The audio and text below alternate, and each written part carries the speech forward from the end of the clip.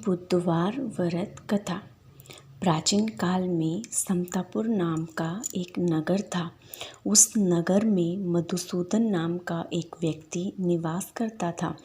मधुसूदन जब विवाह योग्य हुआ तो उसके माता पिता ने उसका विवाह पास ही के एक छोटे से नगर बलरामपुर की युवती संगीता से कर दिया। संगीता का परिवार काफ़ी धार्मिक और सात्विक भाव से जीवन जीता था, इसलिए संगीता और मधुसूदन का विवाह पूर्ण रीति रिवाज और रस्मों से संपन्न हुआ। विवाह उपरांत संगीता और मधुसूदन सुखपूर्वक दाम्पत्य जीवन जीने लगे। विवाह होने के बाद कभी अपने ससुराल कभी पीहर, इस तरह संगीता का जीवन सुखपूर्वक व्यतीत होने लगा। एक बार संगीता अपने पीहर बलरामपुर गई हुई थी तो मधुसूदन उसे लेने अपने ससुराल पहुंचा। ससुराल में मधुसूदन की खूब आवभगत हुई और आदर सम्मान मिला। संध्या को जब मधुसूदन ने ससुराल से विदाई लेनी चाही तो संगीता के माता पिता ने मना कर दिया। संगीता के माता पिता बोले, पुत्र, आज बुधवार का दिन है।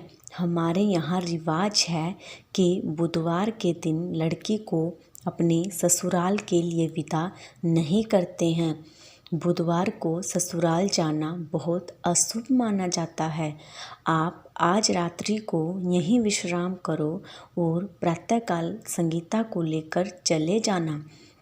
मधुसूदन को उनकी बातों पर विश्वास नहीं हुआ और वह बुधवार को ही जाने की अपनी जिद पर अड़ा रहा। हार कर संगीता के माता पिता ने उनको विदा कर दिया। मधुसूदन और संगीता अभी कुछ दूर ही निकले थे कि घने वन में उनकी बैलगाड़ी का पहिया निकल गया। अब बैलगाड़ी को नहीं खींच पाया तो दोनों पैदल ही समतापुर की तरफ निकल पड़े। कुछ दूरी चलने के उपरांत संगीता को थकान होने लगी और बहुत तीव्र प्यास लग गई। दोनों ने एक पेड़ के नीचे विश्राम करने का निश्चय किया और मधुसूदन संगीता को वहां बैठाकर वन में जल लेने के लिए चला गया। थोड़ी देर बाद जब मधुसूदन जल लेकर वापस आया तो उसने देखा कि उसकी पत्नी के पास उसका हमशक्ल व्यक्ति ठीक उसी के जैसी वेशभूषा धारण किए बैठा है। मधुसूदन को ये देख बहुत क्रोध आया और वह उस बहरूपिये से झगड़ा करने लगा। संगीता भी नहीं समझ पाई कि उसका पति कौन है, क्योंकि दोनों पूर्णतः एक जैसे प्रतीत हो रहे थे। मधुसूदन और उसके हमशक्ल का झगड़ा सुनकर पास ही से गुजर रहे राजा के सैनिक वहां आ गए। सैनिकों ने जब सारा वृत्तांत सुना तो उन्होंने संगीता से अपने पति को पहचानने के लिए कहा। संगीता भी दुविधा में पड़ गई और अपने पति को नहीं पहचान पाई, क्योंकि वो दोनों एक जैसे ही प्रतीत हो रहे थे। झगड़े का कोई हल ना निकलने के कारण सैनिकों से मधुसूदन और उसके हमशक्ल को राज दरबार में पेश करना पड़ा। राजा ने दोनों को कठोर कारावास की सजा सुना दी। अब मधुसूदन को अपने किए का प्रायश्चित होने लगा और वह समझ गया कि उसने बुद्ध देव को क्रोधित किया है और ये उन्हीं के क्रोध का फल है। मधुसूदन ने हाथ जोड़कर भगवान बुद्ध से क्षमा मांगी। मधुसूदन ने प्रण लिया कि वो आज के बाद हमेशा बुधवार का व्रत रखेगा और बुधवार व्रत कथा भी सुनेगा। भगवान ने उसे उसके पाप का दंड दे दिया और उसे शिक्षा भी मिल गई थी, इसीलिए भगवान ने उसको क्षमा कर दिया।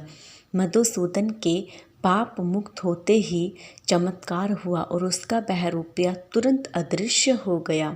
राजा ने उसे क्षमा करके प्राणदान दिया और संगीता के साथ विदा कर दिया। दोनों राजा के महल से थोड़ी ही दूर निकले होंगे कि उन्हें सामने से अपनी बैलगाड़ी आती दिखाई दी। बैलगाड़ी में दोनों पहिए भी एकदम ठीक हो गए थे। मधुसूदन और संगीता की खुशी का ठिकाना नहीं रहा। दोनों ने भगवान को धन्यवाद किया और तुरंत अपनी बैलगाड़ी में सवार होकर घर की तरफ प्रस्थान किया। उसके बाद से मधुसूदन कभी भी बुधवार को संगीता को नहीं लाया और दोनों सुखपूर्वक अपना दाम्पत्य जीवन यापन करने लगे। बुधवार का व्रत निरंतर करने के कारण भगवान बुद्ध और गणेश जी की कृपा उन पर हमेशा बनी रही। जय हो गणेश जी की, जय हो बुद्ध देवता की।